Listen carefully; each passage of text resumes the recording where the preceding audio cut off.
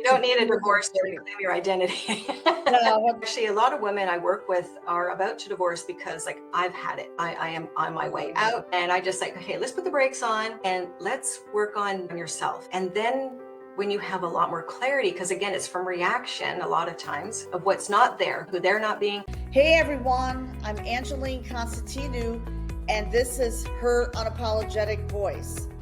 This podcast was created for women who lead but are done leading from apology. Here we have real, unfiltered conversations about boundaries, truth, and confidence. The kind of talks that remind you your voice is not something you find once, it's something you build. Every episode will give you something real to take with you, whether it's a boundary script, a reflection tool, or simply the courage to say what you really mean. So if you're ready to lead from your truth, not from approval, this is your space. Your unapologetic voice starts here.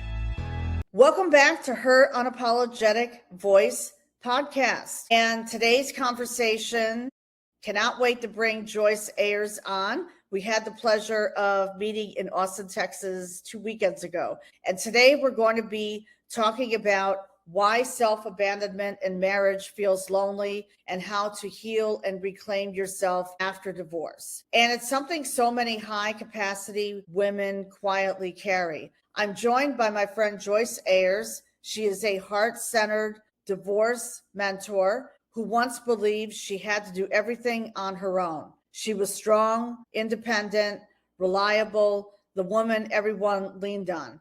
But behind that strength was self-abandonment, resentment, and loneliness inside her marriage. After her divorce, Joyce discovered something radical, that real strength isn't doing it all alone. Real strength is allowing support, listening to your feminine wisdom, and reclaiming your voice. And Joyce recently joined me at the Real and Raw Liberation in Austin, Texas, and I cannot wait for you to hear what shifted for her. So without further ado, Joyce, welcome to Her Unapologetic Voice. Hey, I'm so glad to be here, Angeline. Thank you for having me. Oh, you're welcome. It's so great to have you here on my show today. And what is the time now where you are live streaming from? I'm Central time zone in Texas, so it's 2:44. 2:44. Okay, 2:44. That's, boy, the power of social media, right?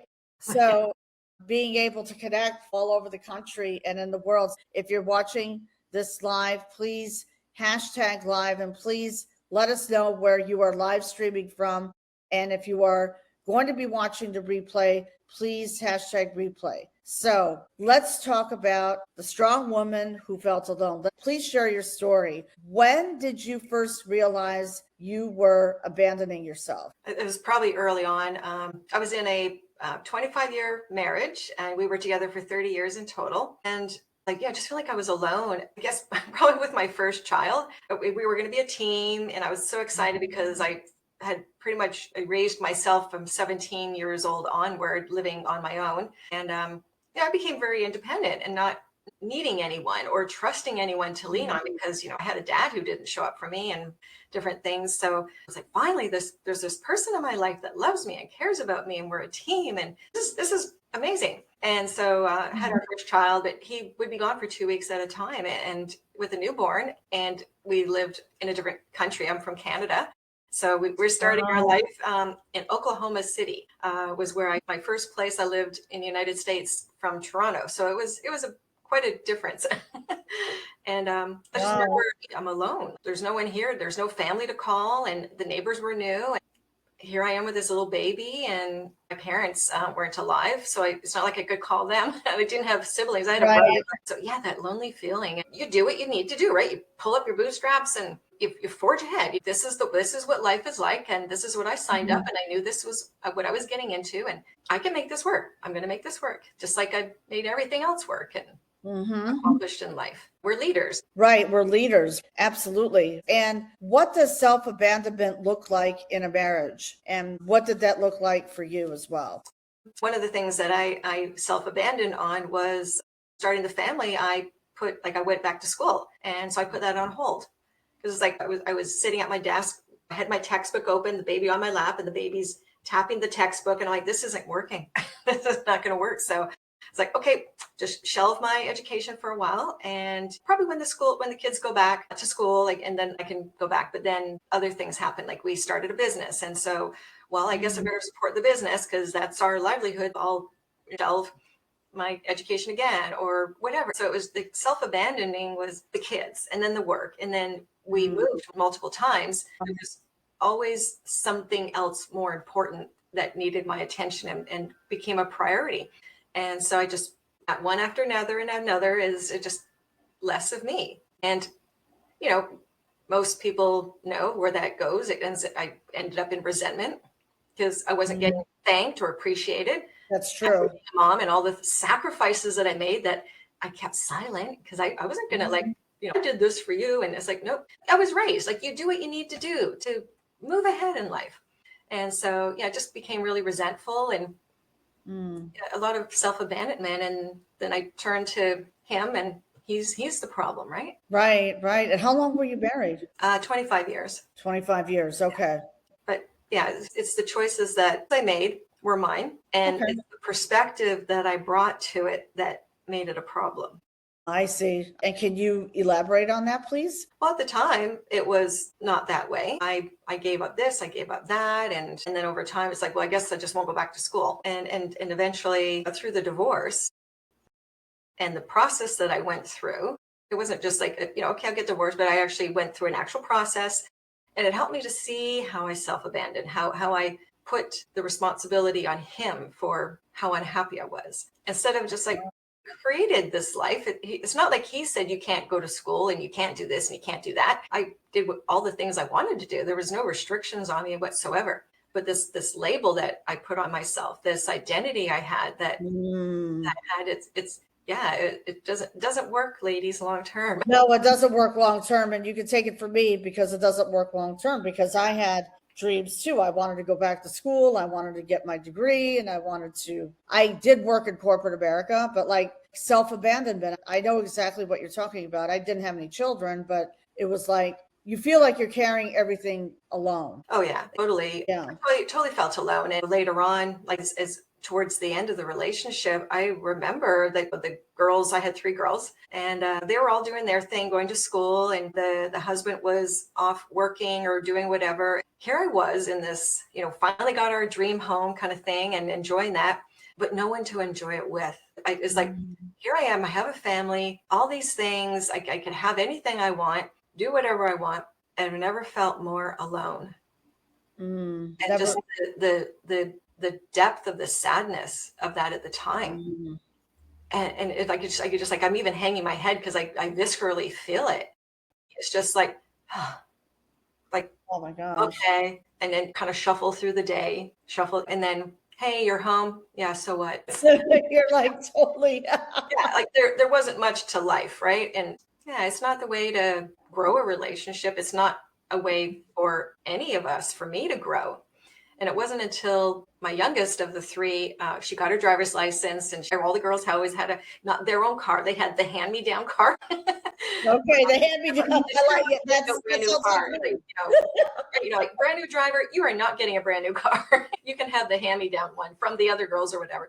So when she started being able to drive herself around, it was like, oh, what do I do? I don't have kids to take care of, and I'm not the carpool mom anymore, and I'm not volunteering anymore in the community and church. And what do I do with myself? What do I want to do? Right, what do you want to do?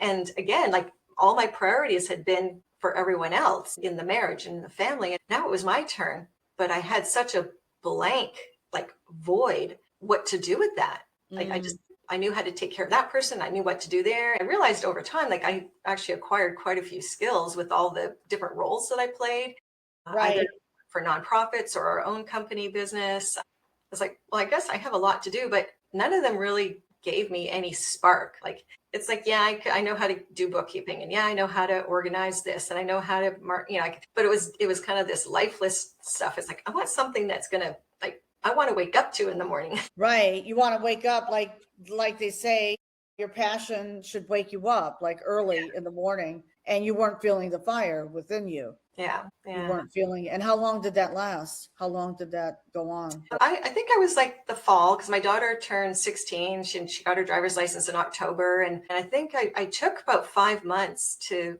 like, what am I going to do with my life? What do I want to do? It was you were talking about this loneliness in marriage, and then now healing that self-abandonment and the sacrifices and the people pleasing. And how do I heal that? How do I kind of reclaim my life? I haven't had, like, I had a life through my kids and everything, but how do I reclaim a life for myself?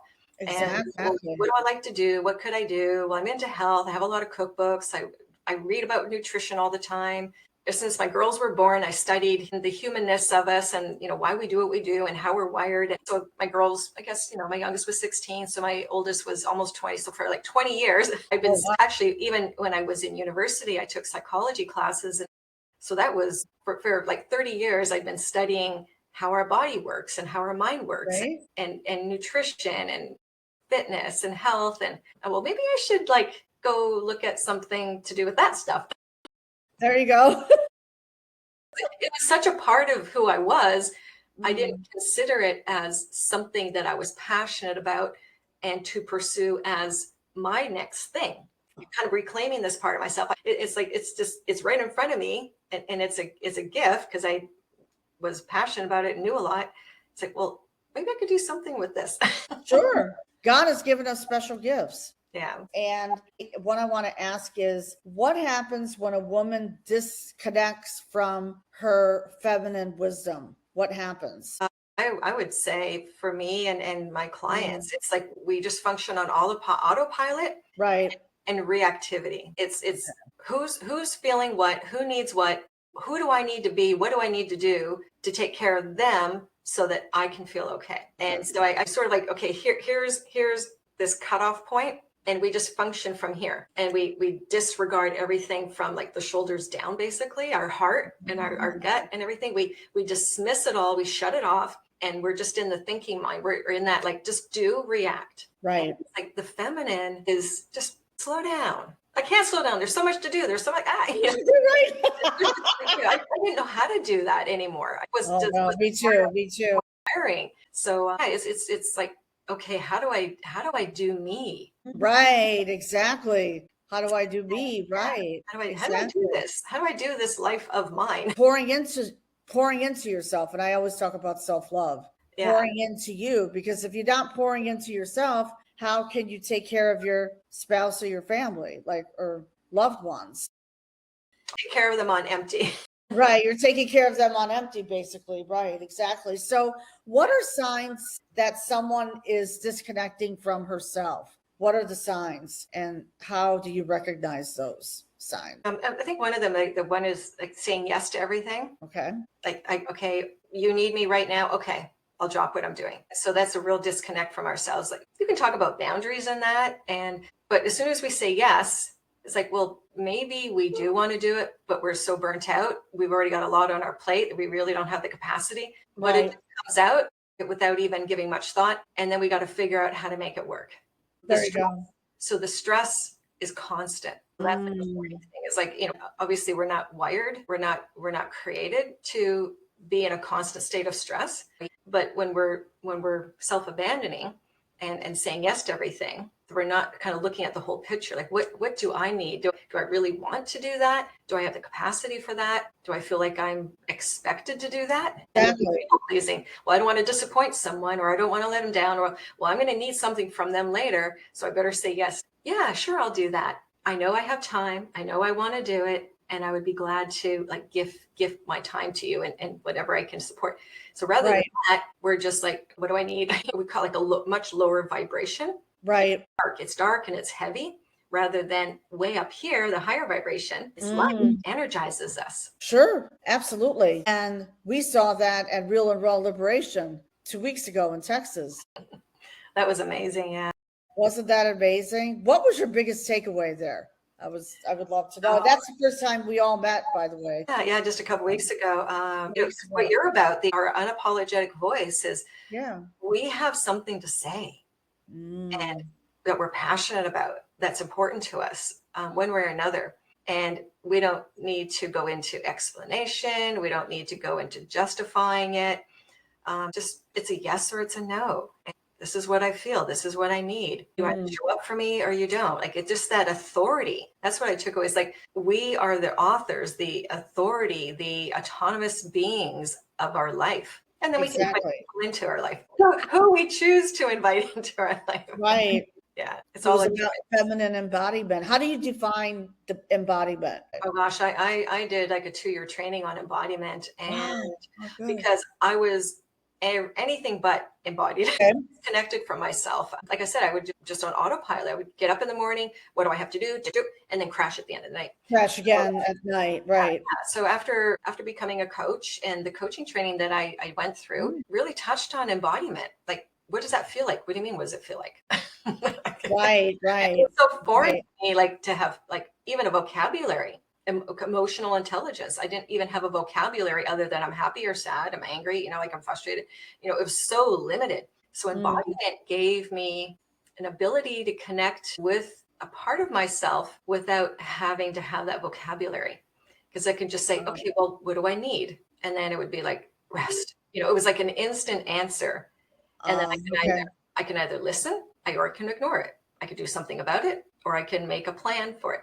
So this embodiment training taught me in many different ways how to access my inner intuition, my wisdom, build trust, to how to move forward. Like there's a pose. You put your hands like this, like this, and you point forward. But you're not looking kind of right here. You're looking like way out there. This is where I'm going. Oh, this is where I'm going. Yeah, I like that. And it's like, but if you're like leaning forward, it's almost like, I got to get there. I got to get there. If you're leaning back, it's like, no, I don't know where I'm going. So the body will actually respond in a way that reflects how we feel about ourselves, what's possible. This is where alignment and manifestation come in, because we can want things and we can say all the affirmations and visualize and everything. But if there's a part of our body that just says no, or yes, then we're not tuning in. So this embodiment practice has been really powerful in self-love, to actually feel self-love, to honor myself, to feel powerful like a warrior, to soften in and let go and surrender. And it's like, I didn't have to read a book and I didn't need to listen to this or that. It's just, I do this pose and I'm surrendering. Think of a forward fold in yoga. Yeah, it's a forward fold. You feel the strain in the back of your legs, your low back. Oh, my low back, It's almost like a waterfall. What are you letting go of? Like, just let it fall off your back. Let it fall off your shoulders. Let your hair hang, and then soften into it. Because we can probably be like really stiff trying to do it. But how can we soften into it? And there's like a whole thing about embodiment. It's not a common word or concept yet. Even though I did it like 10 years ago, it still isn't a common concept to, what is it? What do you mean embodiment? It's actually to be present and aware and awake of what you're experiencing, what you're choosing. Our thoughts are so powerful. And I had those thoughts. He's making me so unhappy. Really? What's he done that's made me so unhappy? Right, exactly. And I witnessed that weekend. So how about yourself? What did you witness in yourself during that weekend? Yeah, it's like this unfolding of freedom. And you can see all the women just being more playful and engaging in being silly and interacting or dancing, or there's a photographer there. And people who I don't like my picture taken, like you're like, okay, me. We got our pictures taken. We had videography. I mean, it was just beautiful. Beautiful. Women, we wanted to be seen. We were showing up in our power. It was so transformational. And whether it's a retreat that we go to or the ones that we're putting on for women, it's this space where we're held, where we can just let go of whatever it is that we're holding on to or we need to do, whether it's our businesses or our families or identities. Like we talk about divorce, like we're a mom, we're a wife. Now the kids are gone. Now we're not married anymore. And so like, well, then who are we? These identities. And so that weekend was that space to like, come home, like, or wake up to something that was like asleep. Exactly. Because that part of our lives was asleep, because the woman who's probably a mom is taking care of the kids. She's doing this and she's doing that. she's a mom, but then after her divorce, who am I, right?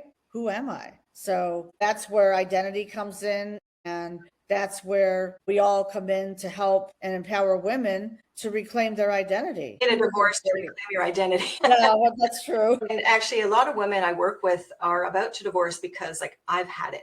I am on my way out, and I just like, okay, let's put the brakes on, and let's work on like on yourself. Right. And then when you have a lot more clarity, because again, it's from reaction a lot of times of what's not there, who they're not being. Let's just put the brakes on and regroup, and then from clarity, from really knowing, like, this is what I really want. And as we come into our power and we start using our voice, then the dynamic of the relationship usually changes one way or another. Either you know you really want to go, or, well, actually, this is actually changing the relationship and the dynamic of our interaction and our communication and our things. And he's actually showing up. Well, go figure. Or he is not showing up still. And I know for sure that this is what I want. But to walk out that door with complete clarity and confidence, this is the life I want to create. Because it's not available inside this container. There you go. And how does a woman reclaim her voice after years of silence? Meaning she's been silenced for a long time. So how does she? Yeah, the divorce doesn't do it. It actually takes the pressure off. But and this is all from my own experience, as well as working with my clients, is that we come in with patterns, with expectations, with beliefs about life, relationships, ourselves. And this could be like, I don't matter, or I can never get what I want, or I have to create whatever in order for him to listen. When you're not in that relationship anymore, now you have the space that you're not just reacting. We can actually like calm the nervous system down first, because got to take care of that first. Oh yeah, absolutely. Regulating the nervous system. Bring it down, really ground, just really have some self-awareness. And then from there, we're more open to looking at ourselves for what was in that relationship and what really wasn't us. Okay. We had to show up a certain way in that relationship for whatever reason it was. And now it's no longer there as the excuse for what we're doing or how we're being or what we feel we can have or can't have. So we need to clear out those patterns, kind of rewire the programming, unplug, replug, reboot. There you go. And then from there, like now it's like we have a different perspective of ourselves, our lives, our identity. Like it's, and then the embodiment. We take on a different state of being, we start attracting different things, especially as entrepreneurs. It's like, yeah, the business wasn't going so well in that relationship, but well, now that I've been doing this work on myself, it's like I'm getting clients and I'm getting support and I'm building community. Like all these things are happening, but they haven't been doing anything much different. It's the energy that we're showing up in. There you go. Yeah. I love that. And what does empowered choice look like? I'm trying to think of Covey on the TED Talk. Yeah, I think so. The superwoman, she's got her hands on her. Oh yeah, that's right. Spread a little wide. She's got her hand, like, so power pose, right? So that can be one. But the power pose, if you're doing it as a defensive, you will send off the vibes like, don't mess with me. But if you're doing the power pose from like, I know who I am, I trust myself, then you actually attract people. So that, like, her power pose is pretty famous. There's a yoga pose, Warrior 2, when you stretch your arms out. Oh yeah, I do that. You can actually do it sitting down. And like all I'm doing, I'm just turning myself sideways. One leg is off to the side and the other leg is forward. And then, so this, you can do it in your seat, like before you get on a podcast or something like this. Right. So you can use your voice. Like there's a number of power poses you can embody. And by practicing them, you can actually shift the energy and your state, being more playful. Like say, I'm so nervous coming on here. And you can do the Joker pose. And that's like, you get silly, and it's Warrior 3, but you don't try to get it. You're like an airplane standing on one leg, and you're supposed to be perfectly balanced in Warrior 3. But in the Joker pose, you're intentionally wobbling yourself, and then you're going to tip, but then you laugh at yourself. So you're able to laugh at yourself because you're not going to get it perfect, but we're always trying to get it perfect. So all of these different embodiment ways that we can change our state, change our energy, change our perspective to start moving towards what we want to create. And from there, like, it's almost like it kind of births out of us, because our voice is going to like hold it if we don't feel safe. Down in our belly, the nervous system is contracting and or relaxing. So if we're real tight in the abdominal area and clenching your seat muscles, Oh, yeah. expect your voice to be powerful and soft and feminine and playful. Right. If the lower part of your body is like trying to protect itself, Exactly. chakras and all that. But No, I love that. And because I do sound healing meditation, and we did a sound healing meditation, and that's when you were there on Saturday. What did that feel like for you with all the tones, the everything? It was just, it's beautiful. Yeah, it's like this beautiful essence washing over you at first. And then, and again, like the nervous system, like we're all excited to be there and blah, blah, blah. So this just slowly just softens us. And then think of a feather just kind of floats down, and then it can finally rest. And then in that place of rest, yoga nidra is like this. And I lead yoga nidras. We take up here and then we go deeper and we go deeper and we go deeper. And then when you hear the gong, it's not like it jolts you awake. It's almost like it vibrates through your body, and it's this soothing wave of coming in. Oh, yeah. It's like, think about, I don't know, being on a swing or a hammock or something, and the breeze is blowing you with the palm trees above. Yeah, that's amazing. Yeah. Oh, And then this like waves are coming in and out. So sun baths are beautiful. They have different frequencies. And there's a lot of studies that are done on the frequencies of each of our organs. It has its own frequency, and all the other organs and different tissue and stuff. So when you do the sound bowls, even with the chakras, it's not just the thing you hear. Actually, is tuning and what do you call it? Music people will know this. In harmony, the connection with the sound, with the organ vibration.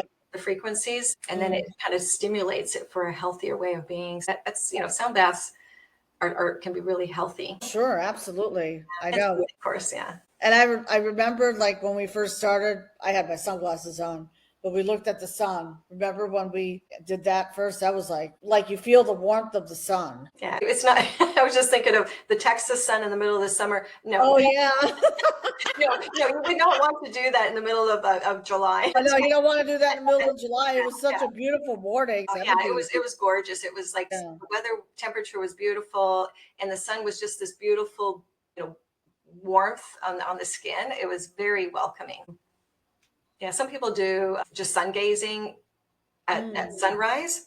And it's supposed to be really therapeutic and healing, and tends to be really bright. Some people look like you can look through the sun, like your eyes like this, or if you look through a tree, like the tree branches will filter it, but you still get the same effect.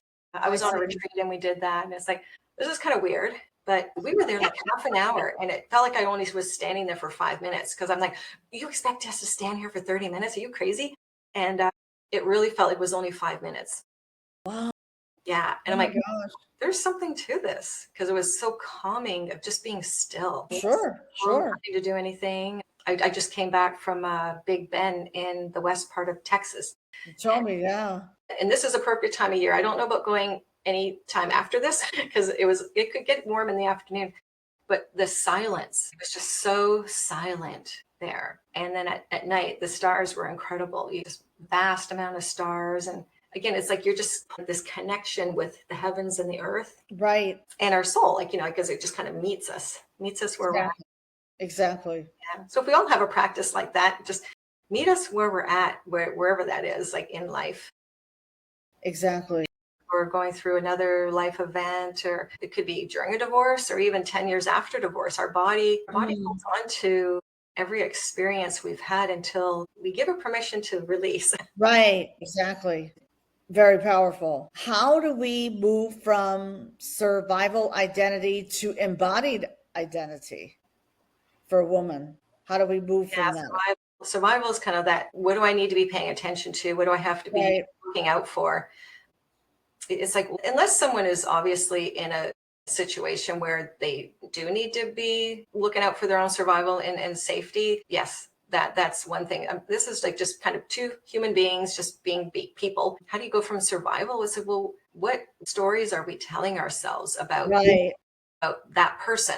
Usually it's about that person. And then it's a reflection of, well, I have to be this. I have to do that. I can't do this or that. This is so much like when I ask women, okay, I'm really clear on what you don't want. Right, exactly. It's like, no, they say, well, he's this, he's that, blah, blah, blah, blah, blah.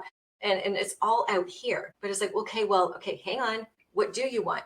Well, I don't want him to do that anymore. No, but what do you want? And right. What do you want? Exactly. Like silence most of the time. It's like, they've put so much energy into what the problem is that is outside of themselves that they can't fix. Right. You've asked him to fix the toilet like for 3 years and it's still whatever, right? Or you want him to help with the kids, with make dinner, like whatever it is, right? It's not happening. You can't make somebody else do that. Can you coerce them? Can you get angry? And then finally, I have to get so mad that he'll do something. It's like, but it's outside of ourselves. But when we take responsibility for ourselves and what we can control, then it can shift. There you go. So we're no longer, surviving is about, well, I'll just like in a simplest form, like it's so broad, but it's not about expecting something of somebody else for what we need. What do I need? How can I take care of it? What can I do? Who can I ask for support that can help me with this? Sure. Yeah. And then now we take back our power. We use our voice. We understand what it is we're experiencing, because the experience is no longer out there. We're identifying it, what's in here. Exactly. Now we're embodying our own life. Like we're actually experiencing life on a very different level. Exactly. If the focus is out here, then we're ignoring what's going on in here. A little tap on the shoulder. Hey, like you could be doing this, like the intuition, the gut instinct, what our heart is telling us. But when the focus is out here, we silence that. There you go. When we turn it inward, whether you stay in the relationship or you don't, it's called the reticular activation system. Right. Well, I get every red light. I can never find a parking spot. I always have to park way. Of course. What are you going to get more of? You're going to get more of that. Right. Right. Because what we speak, our realities, our lives into existence. So it's important to speak positivity and what you want in life, or, what you want and what you desire in life. Because if you just keep telling yourself, like you said, I'm never going to find that parking spot, that's exactly what's going to happen. I was with somebody, I was driving, and we were, I don't know, it was like getting close to a holiday, and we were in a grocery store parking lot. And I'm like, okay, we're going to have lines, it's going to be busy. And they're like, oh, look at all the people. We're never going to find a spot. We're going to have to drive way over there. And I'm just like, hey, we'll just go up and down a couple lanes and something will open up. And so I went down this next lane, and it was like 4 cars in, and there was a spot. And that never happens to me. And I'm like, just stay quiet, because it's like, I didn't have any attachment. And we talk about attachment. It's actually a yoga concept, because I'm a yoga instructor too. I'm a teacher. So I really learned a lot through like living life in different ways. That's good. Not being attached. And so not being attached to, so what? I have to park at the end of the road. So what? I'll just, I can stretch my legs a little bit. And it's not a good or a bad, a right or wrong. It's perfect. It's like that. It is what it is. And you just go about whatever you do next. There you go. Absolutely. Yeah. He didn't pick up his stuff off the floor. He didn't put the dishes in the dishwasher, even though you've been together 20 years and he still hasn't put it. Like, what do you do with that? Right. Exactly. All of a sudden you're going to just say something magic word and he's going to put the dishes in the dishwasher. But depending on how you shift, and like, I'm talking from experience, depending on how I show up, and I'm like, well, thank you for rinsing your cup, even though it's in the sink, right? It's like that's the reticular activation. Like, notice just anything. Like when the relationship is like, just notice anything about this person. It's like, oh, exactly. Really good. You shaved, right? And you could like really be on bad terms and you're like, I despise this person. This isn't about the person. This isn't about making good with him. This is about just honoring your, like, what would you say to a normal human being? Right. Oh, yeah. Oh, I noticed you shaved. You look really good. And he'll be like, who is this person? It's like, I rinsed my cup, no big deal. But she actually said something. She's not being about the dishes again. It's like, oh, and then he starts to relax. And then you start to relax. And just think about your kids. Like, you've got teenage kids, but it's like herding cats. And I had 3 girls, 3 teenage daughters at the same time. how am I going to view this situation? Right. Where is it? Yeah, this line right here. That's from my kids' teenage years. It's like, I never had this line before. It's like, Oh that was my from the gosh. teenager. Funny. Oh my gosh. Yeah. Unbelievable. Well, before we close, if a woman listening right now feels exhausted from carrying everything alone, what would you tell her? I'm just like, go take a bath, go get a facial, go get a foot massage, Good. go do something for yourself, even though life is like swirling around. Just go do something for even take a walk. It's breaking state. It's like taking yourself out of that moment of overwhelm and everything piling in on you. Just kind of clear a little more bandwidth to be able to see the situation a little differently, feel a little differently about ourselves in it. Again, we can't do anything about other people, but we can Right. choose what we do in that moment for ourselves. There you go. I love that. And final question, where can people reach you? Because you have your website and then you have a create your future roadmap. So please share that with us today. Yeah, the website, you can get more information about me and different things that I offer, programs and whatnot. Yeah, thank you at createyourlifeafterdivorce.com. And there's another link I think I gave you. It's Create Your Future. And so I touched on this earlier that we have a pretty good clear idea of what we don't want and all the things we don't want and how we don't want to feel it. But unless we have, say all those things go away because you divorce, now you have this big openness of like, well, what's next? And if you don't fill it with what you want, Right. you don't have that pathway forward. Like what road am I going to turn down? Which is the right road for you? This is something you can take yourself through. And if you want my support to actually go deeper in it, then we can really dive into that. But this is like what's important to you about your life right now, or what it is if you're not in a relationship, what's important about this time, this pause in your life and who you're becoming. What are you reclaiming? Well, I don't know what I'm reclaiming. Okay, well, how do you know how to move forward if you don't have something? So this roadmap is you taking that first step into the unknown, into the uncomfortable. And this, what I'm offering here is just take yourself through it. It's like a little wake up and then get with me and there you go. Through the website, get with me. Let's really unpack this. And I spend like 2 hours with someone really diving into what opened up with this roadmap, the Empowered Future program. I love it. So it's all about giving ourselves our voice back. So we can have our voice, but unless we're speaking with that, knowing what it is we want and what resonates for us and what we feel we can have. Because again, the alignment has to be there. It's like, this is what I want. This is what I believe I can have. And this is how I'm going to go about getting it. Because we put limits. It's upper limits. It's a book called The Big Leap. Right. We are here and this is our comfort zone. And then we have a little range, above and below it. And then if we go a little too high above it, we come back down.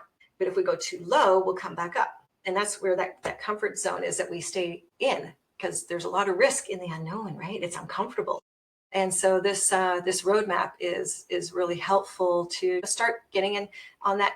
Even you've been doing it all yourself, but it's been maybe based on that other person, but not necessarily just you. Right, exactly. Like what you say yes to, what you say no, how you spend your time, the friends you have. It's like, well, I've been friends with her for 20 years. It's like, yeah, but you're exhausted after you talk to her. Is she really giving anything back? Well, no, but she's blah, blah, blah. Really? Really?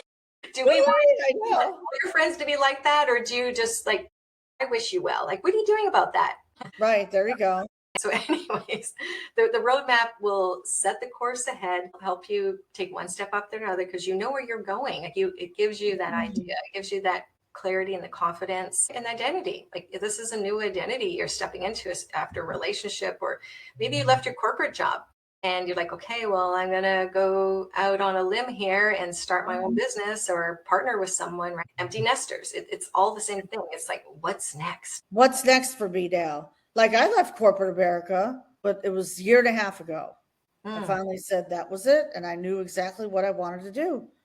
Because at that time I had another mentor, he mapped out what I was going to do, and things shift. You're always going to tweak things, but I love what you're offering because like after like empty nesters, I'm glad you brought that out. This is perfect because now what do? The kids are gone. They get married. life goes on. So what do we do? Yeah. Have a roadmap. It's a plan. It's a plan for what's next. And it can be just the next 2 months. It can be the next There you year, go. 5 years. It's like, I have to know what my whole life is going to be like for 5 years from now. It's like, no. Maybe the next two. No. They get scared when they hear that, because I got a job interview. They say, what does your life look like in 5 years? You're like, okay. Yeah. Are you saying I can have your job? Yeah. I like that. Are you leaving? Can I take your job? I'm actually going to be leaving. No. Yeah. So create the future that you want. And when I divorced, and it's like, oh, wow, like I'm not responsible for anyone else. My kids are grown. I don't have to be responsible for my husband's feelings or emotional state or whatever. I don't have to be something. But what can I be now? I can create anything I want. And sometimes it's just so big that we just like, just to start somewhere. And if we're already doing something, it's like, well, the wheel of life, right? You have your work. Just like, okay, let's balance it now with what's supporting you with your business. Maybe your business has been stagnant and you don't know why. And okay, let's shift these other areas, put energy into those so that your business can now thrive. Yeah, but I need to focus on my business. You can come at it from the back door. Right, there you go. So a lot of times it starts in here with what we're trying to create out there. Well, actually it does start in here, not sometimes. It starts in here, what we create out there, because that's how we're showing up. That's what we expect. Exactly. That's where we're driving momentum towards. Exactly. You hit the nail on the head. And thank you for sharing that. Yeah. So everyone, you can go to createyourlifeafterdivorce.com. All the links will be in the show notes, and it's /create-your-future. So this is your future roadmap, and Joyce will help you do that. And also please go to her website at createyourlifeafterdivorce.com. And like I said, the links will all be in the show notes, but they're right here live on Facebook. So I want to thank you for this powerful conversation, Joyce, because today's conversation reminds us of something powerful. Strength does not mean self-sacrifice. If you've been the strong one, the independent one, the one who holds it all together while silently unraveling, this is your permission to stop abandoning yourself. You don't have to do this alone. So you were never meant to do life alone. Okay. So Joyce, thank you for reminding us that divorce isn't just an ending. It is an awakening. And to every woman listening, your voice matters. Your needs matter. And your healing is not selfish. It is sacred. So this is Her Unapologetic Voice podcast. Thank you for the people who tuned in live. And if you are watching the replay here, please #replay. And this live will be on Spotify and Apple and on my YouTube channel. So please go to Unapologetic Voice Podcast. You can type that in on Spotify and you will see me appear. Plus follow us on IG at Unapologetic Voices. So everyone have a beautiful day. Have a great day, everyone. Have a beautiful day. And thank you so much, Joyce. Thank you. Thank you for listening to Her Unapologetic Voice.